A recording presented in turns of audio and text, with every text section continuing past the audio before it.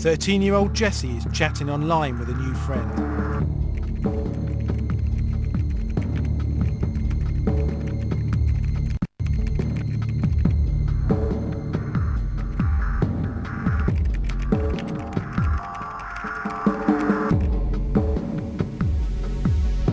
Innocent enough to start with, the conversation soon turns.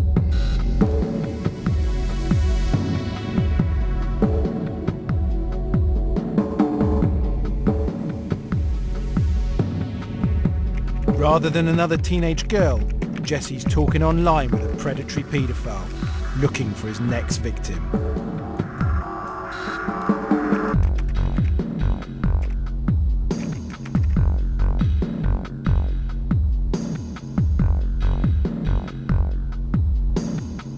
But then Jessie isn't for real either. She's actually a middle-aged police officer at the centre of an elaborate sting operation. Okay, let's go.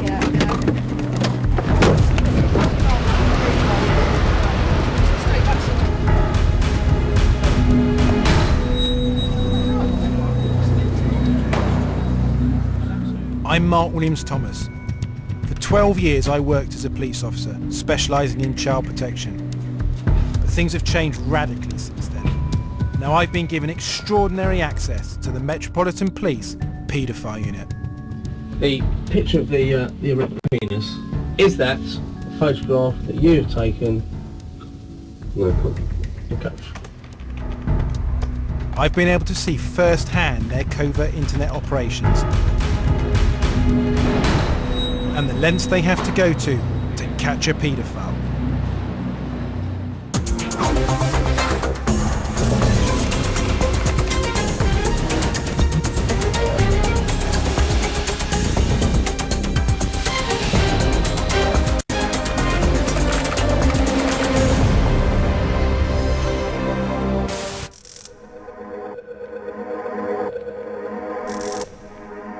Here in this anonymous office block in West London are the men and women of Scotland Yard's Paedophile Unit. Officers at the forefront of the fight against internet predators. He's been sentenced to a further 27 months for trying to interact with teenage girls again. They are policing the web at a time when the threat faced by our children is greater than ever. The man in charge is Detective Chief Inspector Nick Stevens. How has the problem today changed in the way that you tackle paedophiles? In terms of child abuse on the internet, the problem is huge, it's significant, not just for policing in London, but across the UK and across the world. The fact is, if I had 3 times the amount of staff tackling child abuse on the internet, I would still be struggling to cope with the demand. If you go back to 5-10 years ago, the numbers of child abuse images that we were seizing, we'd be talking about thousands. Today, we're talking very much in the millions. Over an 18-month period, I was given unprecedented access to Nick Stevens' unit, following key members of his team. I got your email about Dark Angel. Do we know of any children in the house or...? Detective Sergeant Jason Tunn has been here 2 years. He joined after working on Scotland Yard's anti-corruption unit. All right, thanks, Finn. Cheers, bye. Bye-bye. Detective Inspector Dave Manning also joined the unit 2 years ago, after spending 3 years fighting gun crime in the capital. My name's Nick Duffield, I'm a DS on the Met Paedophile Unit. And Detective Sergeant Nick Duffield has been with the unit for 5 years. He joined the Met after 16 years with Hertfordshire Police. But my journey started with this man, John Taylor. He's a covert internet investigator, or CII.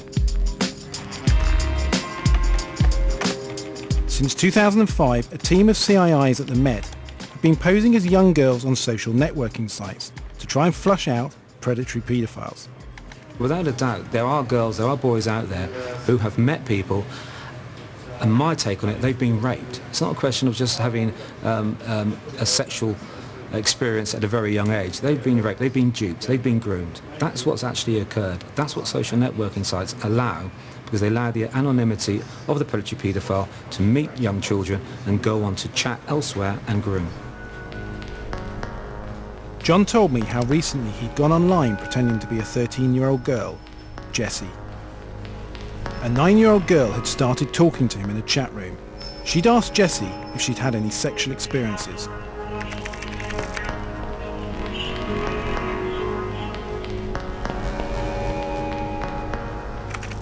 The 9-year-old said she knew a man called Andy who could teach Jessie all about sex.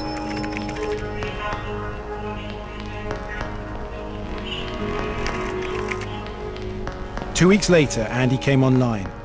The conversation immediately turned sexual. He said he wanted to take Jessie's virginity.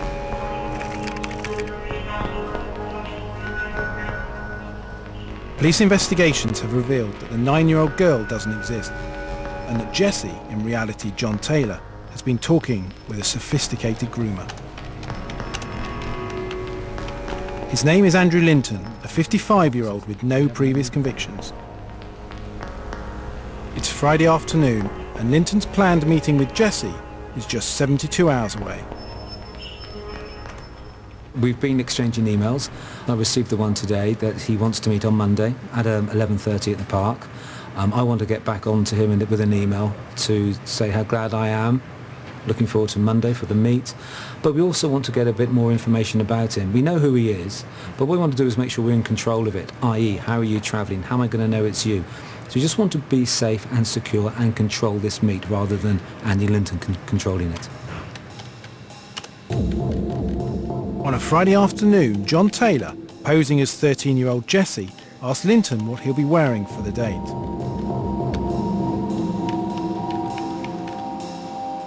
Linton thinks Jessie's mum will be at work on Monday, and she'll have the house to herself.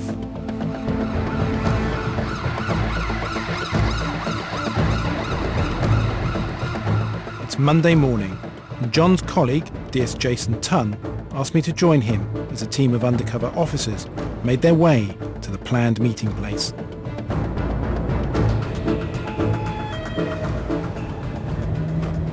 So we've received an email at 6:10 this morning from Andrew Linton, who's basically confirmed the meeting and said that he will be there for as close to 11:30. Let's give us a description of what he's going to be wearing so that we'll know it's him. And what do you know about Andrew Linton? We know that Andrew Linton is a man in his 50s. He's a married man. He lives in Hertfordshire, but obviously we don't know what he does for a living. He tells us, that he's a scientist and that he also works in IT, but we don't know a great deal about him. He's not known for any criminal offences, so at the moment, he's a bit of a blank canvas, really. What does he think's going to happen when he turns up today? He thinks today that what he specifically asked is whether our parents are out for the day and whether or not we can meet in the park and then go back to the house of the undercover officer so that he can basically have penetrative sexual activity with us. So we expect that he will turn up with some sort of condoms or something like that. I mean, that's really worrying, isn't it? It is. He's clearly a dangerous person. I mean, the fact that he's now using a number of identities, in order to orchestrate what is quite a cunning grooming process shows how dangerous the man is. Linton has sent a description of what he's wearing to what he thinks is a 13-year-old girl. His planned meeting place, a busy South London park with a kids' playground. We arrive an hour early, and other officers are already in place. As we wait, Jason Tunn spots our man. From Jason, all units be aware, we have a potential subject. All units wait. This is our first sight of Linton. In a matter of seconds, he will discover Jessie doesn't exist, and he's at the centre of an elaborate police sting operation.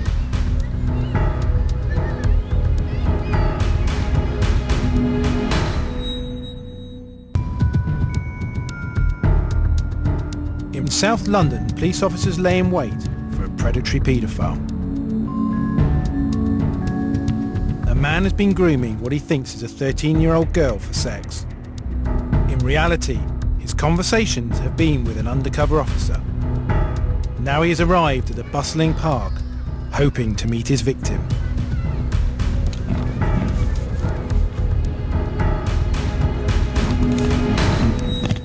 All All units confirm this is the subject. I'm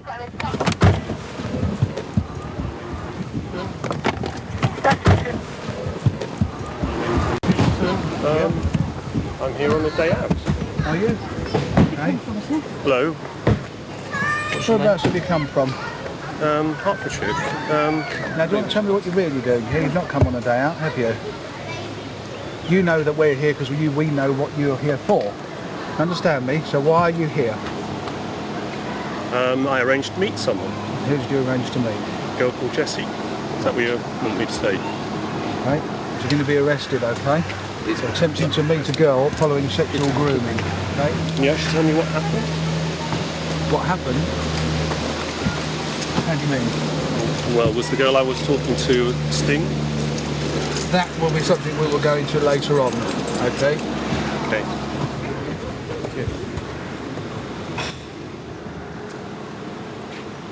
The detectives discover condoms in his pockets. Stick them in the revolver. Yeah.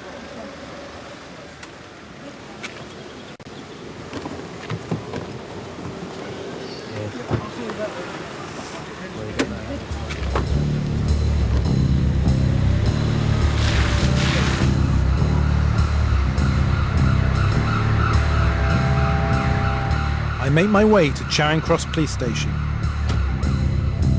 to meet officers taking Andrew Linton into custody.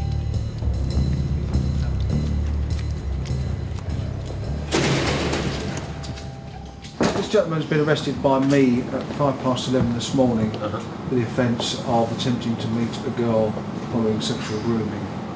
Okay, you understand why you've been arrested? Yes. Okay, I'm going to authorise your detention here so that this officer can investigate the allegation made against you by questioning or by other means. Understand? Yes. Do you want anybody informed that you're here? I understand my wife will be informed as a course of the investigation. Yeah, we're going to be doing a Section 18 Yes. search if granted, so what we intend to do is inform his wife once we get to the house. Okay, well, So no one obviously- else? Yeah, well, we're going to ask this officer to search you now, okay? So if you... Are you concealing anything on you?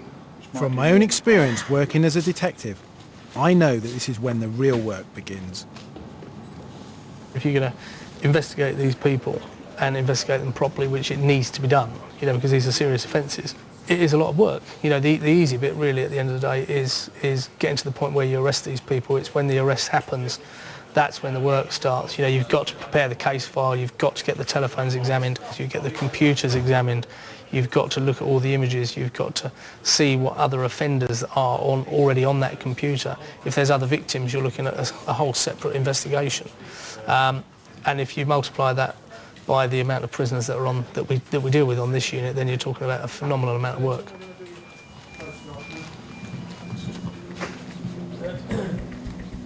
At this stage, police have no idea how serious an offender Andrew Linton could be. Would you have actually gone back to a child's house today?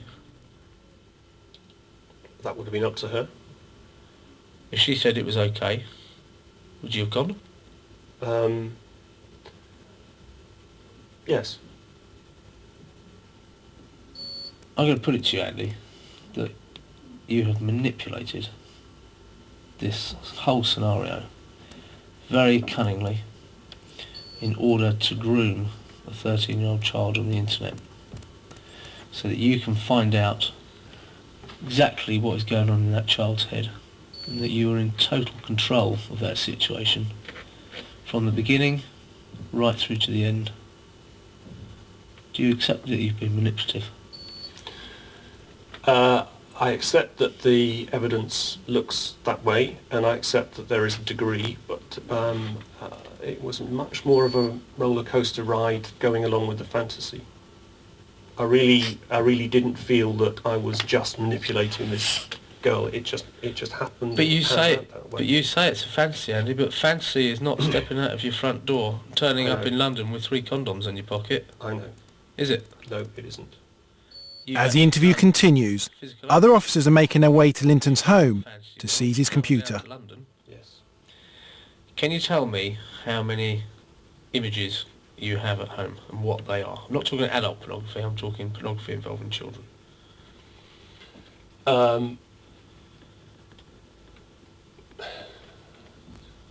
pictures of girls that I've been sent, lots.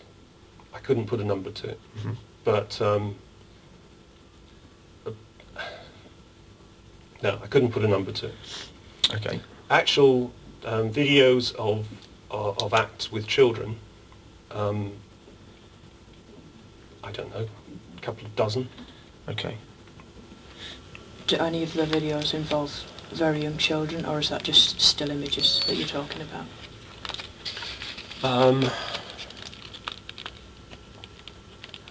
I think there's one that involves a baby, which isn't very nice.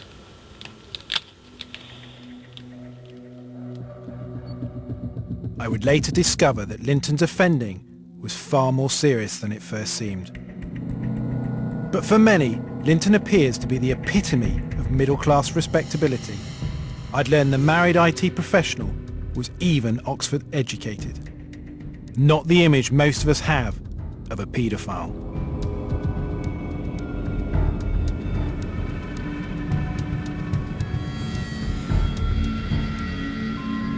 Back at the office, I caught up with Detective Chief Inspector Nick Stevens to find out more about the type of men his officers have arrested since these covert operations began. Good. There is this perception, this stereotypical image of the paedophile, you know, the man wearing the coat, but that's not the reality, is it? No, certainly the internet has shown, and the people that are arrested have shown, that people who are committing offences, the paedophiles, the sex offenders, can come from any walk of life. Certainly over the last couple of years we've arrested magistrates, lawyers, company directors, police officers, people who are working within the media, along with the type of individual that you've just spoken about, the unemployed man, the 40-year-old single male still living with mum and dad. It can be literally anybody who is committing sexual offences against children.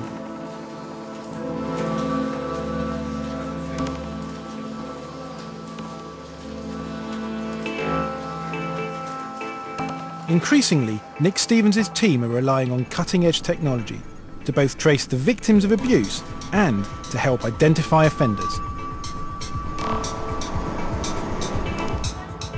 Recently, officers from the unit have discovered indecent images at the home of a Kent businessman, Dean Hardy. Some of the images seized show a man's hand abusing a young girl. They believe that man is 50-year-old Hardy. But building the case against him rests on using groundbreaking forensic techniques. Last September, we executed a search warrant at his home address. DS Nick Duffield is leading the investigation. All you could see in the photograph was the hands of the abuser. So what we then did was we sought authority to photograph his hands.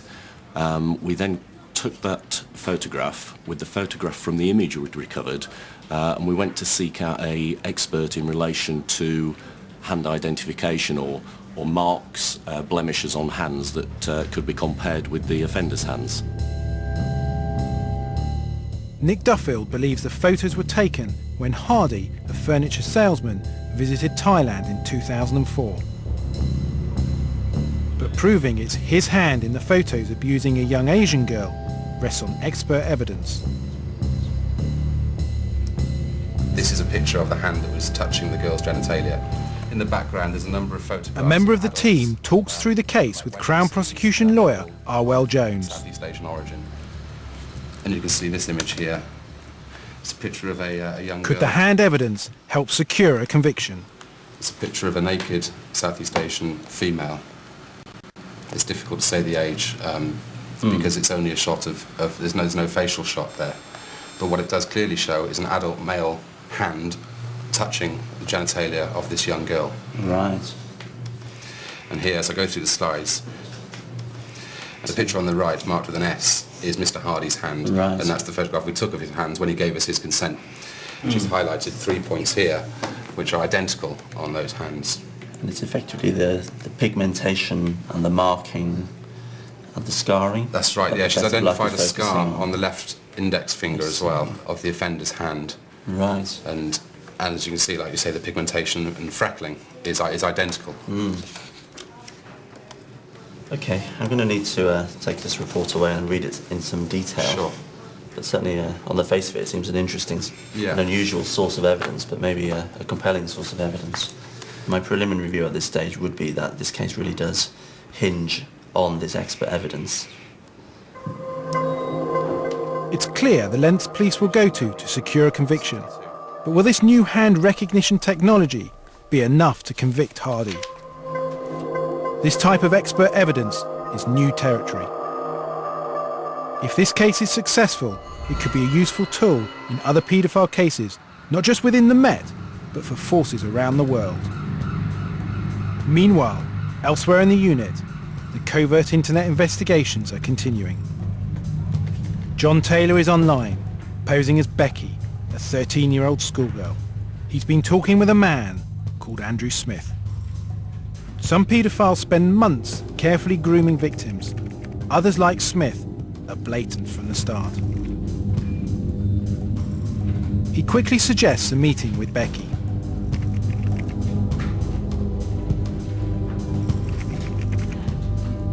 In later online chats, he goes still further. Finally, after 3 months, he sends what he thinks is a 13-year-old girl a webcam picture of himself masturbating. Nick Duffield asked me to join him in South London. He told me Smith was on his way to meet Becky. His team are in position in a nearby cafe. Andrew Smith doesn't know it yet, but he's about to walk straight into an elaborate police trap.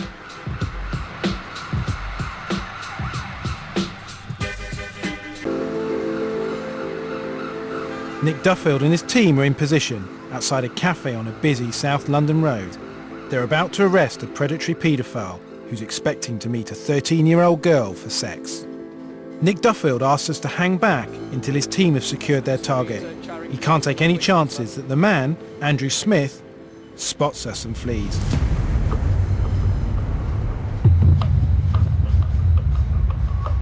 Finally, at 3 o'clock on a Thursday afternoon, officers move in for an arrest.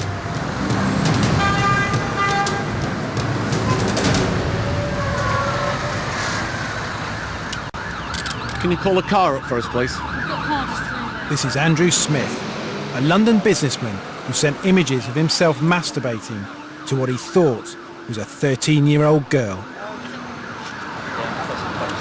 You got any knives, drugs, syringes on you, anything like that? No? You got a car coming down.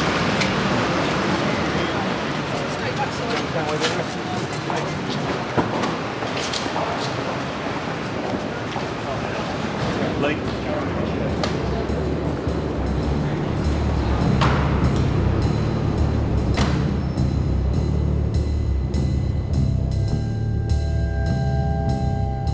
At London's Charing Cross police station, Smith is initially held in a waiting area before being taken into a custody suite. So, selling, please? Smith. Mr. Smith has been engaging in internet chats since about February time to what he believed to be a 13-year-old girl. On the 25th of May, he masturbated to his webcam, believing it to be viewed by the 13-year-old girl. And at 5 minutes past 3 this afternoon, I myself arrested him for attempting to meet a girl under the age of 16 following sexual grooming, and also for the offence of attempting to cause a child aged 13 to view a sexual act. Right, I'm going to authorise your detention here so this matter can be fully investigated. Later, in police interviews, Andrew Smith initially said he had no intention of having sex with Becky. I travelled there today to have a coffee with Becky and basically to tell her not to meet people off the internet because she seemed like a nice girl. I had absolutely no intention of doing anything whatsoever with her. But yeah, obviously I said some things that I shouldn't have. Was that all that took place? Yeah, I did masturbate on cam once. Why did you do that? Just for a sort of laugh. I mean, obviously didn't mean to offend her or anything like that.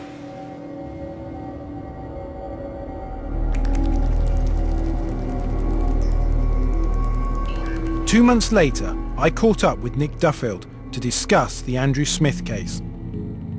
At his work address, we found this cigarette packet, and in there, I don't know if you can see, but there's a digital camera, and within that cigarette packet, he's made holes in there, which allowed him to take pictures, unbeknown to the person he was photographing. And on his computer, we found a series of images that had been taken on the underground. So, albeit these weren't of children, these were of adult females, but quite clearly a deviant act which needed further investigation. Andrew Smith pleaded guilty to attempting to meet a child following sexual grooming and inciting a child to watch sexual acts over the internet. No further action was taken over the photographs. He was jailed for a year and will be on the sex offenders register for 10 years. But after serving just 6 months of his sentence, Smith was released for good behaviour. 6 months for travelling to meet someone that effectively he would have raped. It seems to me to be absolutely not in line with what the person should have got. Well, that's a matter for the courts. It's not for me to comment on that. The judge has his guidelines. He has to take into account early guilty pleas. He has to take into account that this guy is previously good character. But it's a matter for the sentencing judge. Smith is clearly a dangerous internet predator. But I wonder how many more men like him are trawling the net to meet teenage girls for sex. We're watching people coming to meet who they think are young children. How many times do they meet real young children that aren't undercover officers? The honest answer when we're talking about groomers, when we're talking about paedophiles, sex offenders who are actively committing direct offences against children, there's nobody anywhere in the world in law enforcement who can give an honest answer in relation to the figures. I can sit here and say that in relation to people who are downloading images, distributing images, we're talking about tens of thousands, perhaps hundreds of thousands of individuals within the UK. But the people who are committing the most serious offences, those who are in networks, I cannot say and give any sort of answer in relation to how many are committing those offences. And that has to be extremely concerning in itself.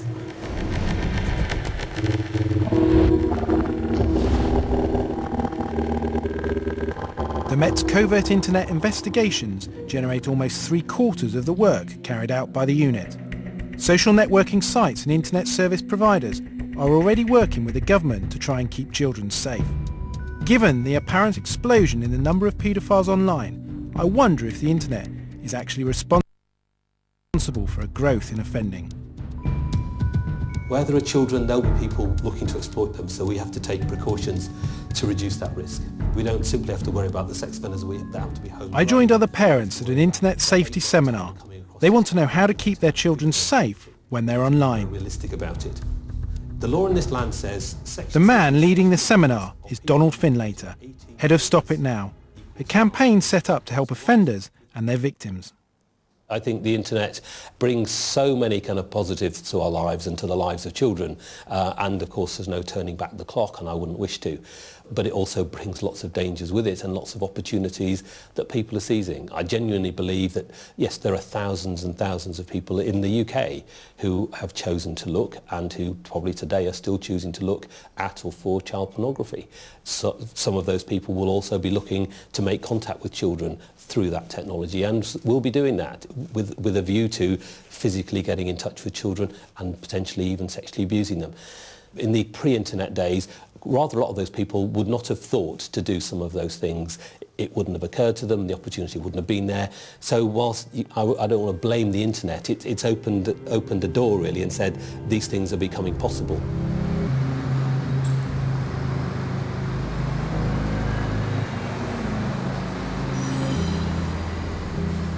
I received a call from Detective Sergeant Nick Duffield. He told me he had some good news. Remember Dean Hardy? The man they believed had photographed himself abusing a young girl in Thailand?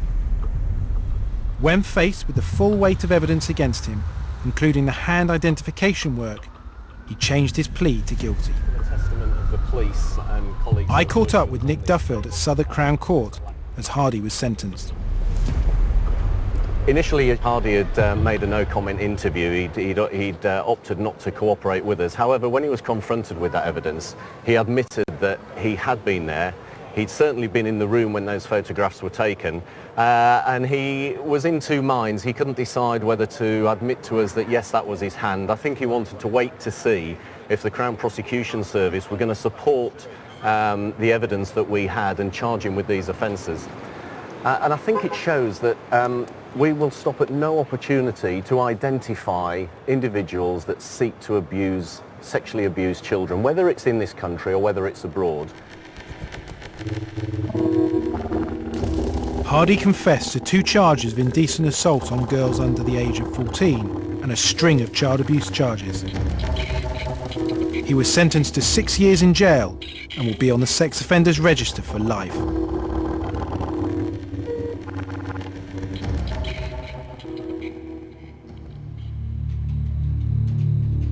Back in the unit, covert internet investigators have been contacted by someone calling himself Dave. He says he's 27. He thinks he's talking to a 14-year-old girl called Shelley.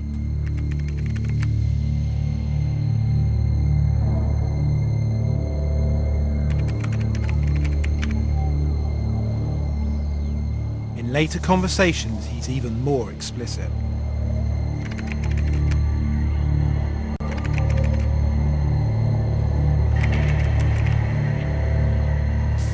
He's told Shelley he wants to meet her, but he's nervous.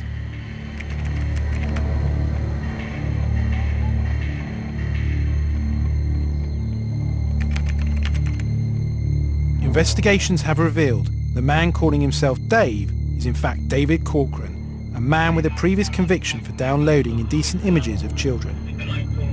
He's agreed to meet Shelley at one of London's busiest railway stations. I joined DI Dave Manning as officers made their way to the meeting point. Yeah, Jason received by Dave. For some time now he's talked about travelling, but he hasn't travelled, has he, up until today for some reason? He intimated recently that he wanted to travel, but he was concerned that we may not be who we say we are, that police do investigations on the internet and there's some sort of trap. Yesterday we managed to reassure him that we were who we say we are. Within a very short period of time after that, he sent us a picture via the internet of this erect penis, said, "Great, looking forward to tomorrow." He's brought forward his travel times, the earliest possible train he could get to travel to London. He's on that train now, due in at Euston in about an hour and a quarter's time.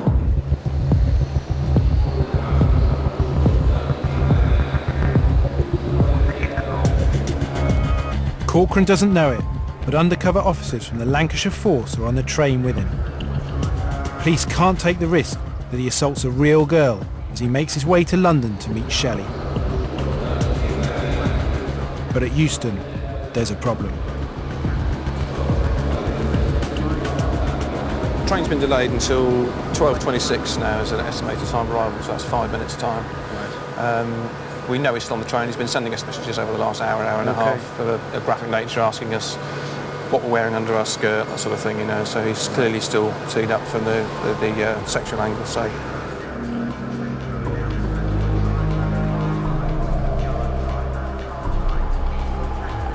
Jace, just left Watford Junction.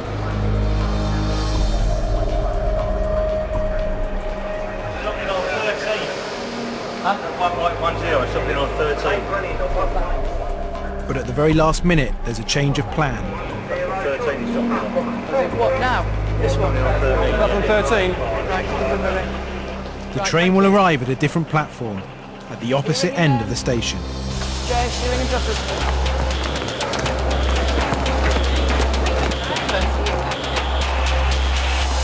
There are just minutes to go until the train arrives.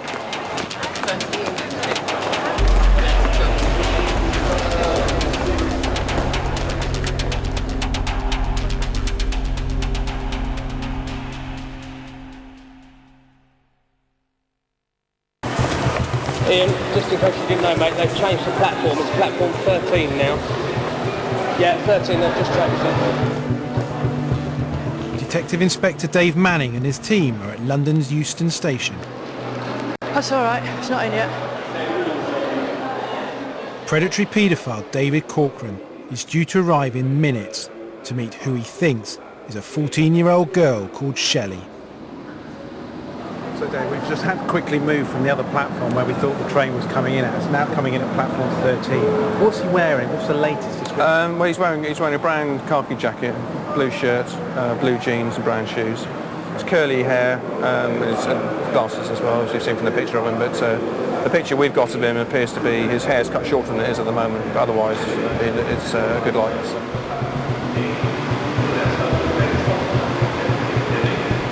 The train arrives over an hour late. Corcoran doesn't know it, but he has undercover officers following him along the platform. Jason Tunn and DC Caroline Bartle get ready for the arrest. You see him? I'm not sure which one he is. Oh yeah, I've got him. David Corcoran. Come over here. Get your hands on the pocket.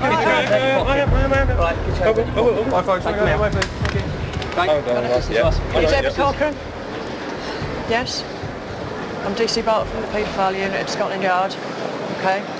What are you here for? I've got some coffee now. Pardon? Coffee. Coffee. I changed my mind. I said I shouldn't be doing it. I sent a text to say such a thing. Right, okay, I'm arresting you for attempting to cause a child to watch a sexual act. Just listen to this officer. Inciting a child to engage in sexual activity and travelling to meet a child following sexual grooming. You don't have to say anything, but it may harbour your defence if you do not mention when questioned something which you later rely on in court. Anything you do say may be given in evidence. Do you understand? Do you have any knives on you? Any syringes, needles, any sharp instruments? Jason carries out a quick body search on Corcoran, checking for both dangerous items and any evidence. Okay, let's go. All right. He's led away by police officers through the crowds at Euston Station.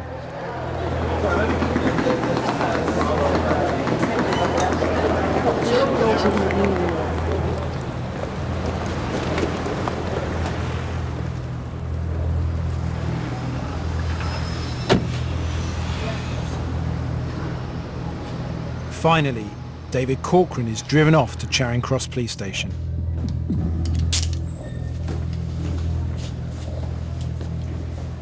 Don't turn you on. All right, okay.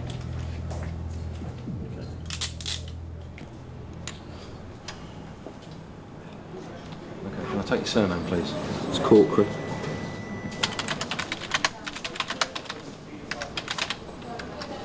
Right, can I get someone to give him a quick search, please? I don't really take that back to the search code. Okay.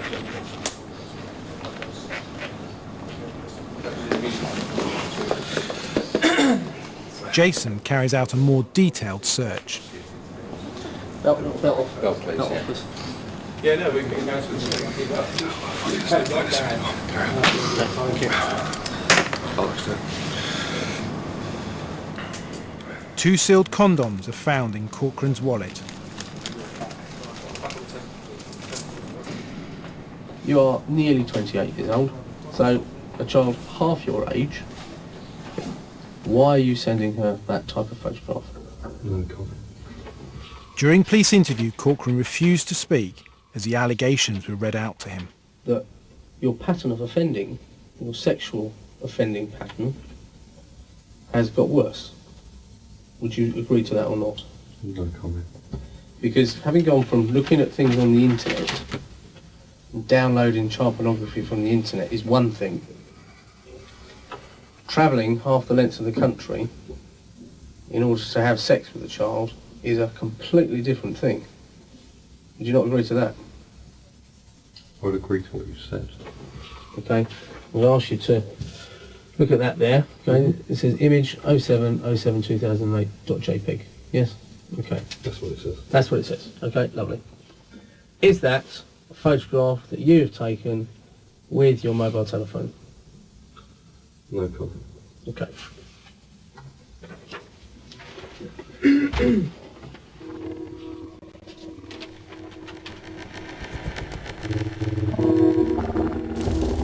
Later at court, David Corcoran pleaded guilty to attempting to meet a child following sexual grooming, inciting a child to watch sexual acts over the internet, and inciting a child to commit sexual activity. He was jailed for 2 years and will be on the sex offenders register for 10.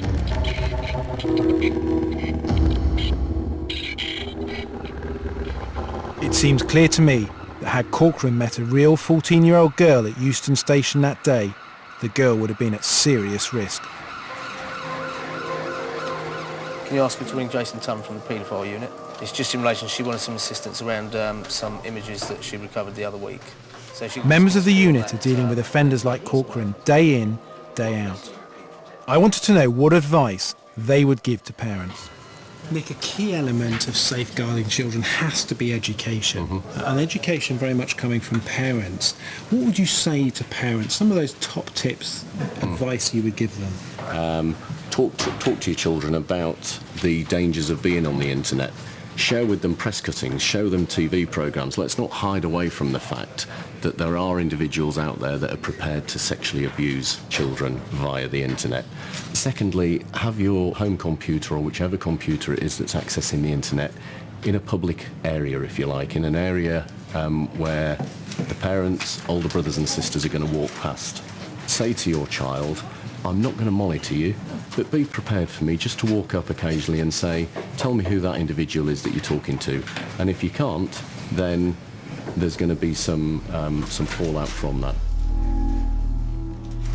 The full horror of the threat posed by internet predators was about to be brought home to me. Detective Sergeant Jason Tunn told me he had an update on another case. Remember Andrew Linton, the IT professional from Hertfordshire, who had wanted to meet 13-year-old Jessie in a London park? After examining his computers, police discovered almost 20,000 indecent images of children. They also found video clips of a man abusing a 17-month-old baby. The man in the video clips was Andrew Linton. When we searched his house, obviously apart from recovering the indecent images, we also found that there were nappies, children's nappies, that were actually in the house. And when the officers looked at those, we'd noticed that they were actually opened. And when we spoke to Mr. Linton about them, he told us that he was interested in the wearing of nappies and nappy technologies. He felt it helped him connect to being towards a younger child. So obviously that was a great concern to us. But more worryingly, really, and it's something that the judge commented upon today, was the 600 or so story files that we found on Mr. Linton's computer. And I've read some of those logs, and they are horrendous, to be honest. The ones that were highlighted to the court graphically illustrate and show how fantasy stories that are downloaded from the internet by Mr. Linton and other people like him, and the ones that Mr. Linton had depicted the rape and eventual murder of a 4-year-old child by her father.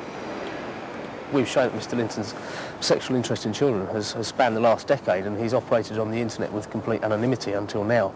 It was only really through our deployment of our covert internet investigator on this particular police operation that we came across Mr. Linton. Had we not done that type of operation, then it's highly likely that Mr. Linton would still be out there operating on the internet, distributing horrific images of children being abused with other paedophiles. Linton pleaded guilty to the indecent assault on the baby and 30 other charges, including his attempt to meet a child following sexual grooming. He was jailed indefinitely and will be on the sex offenders register for life.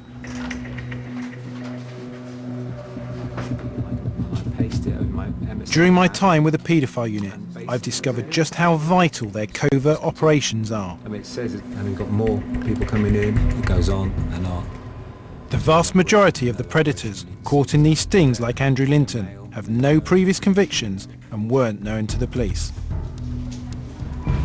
But I was about to discover that these weren't the only covert internet operations run by the unit.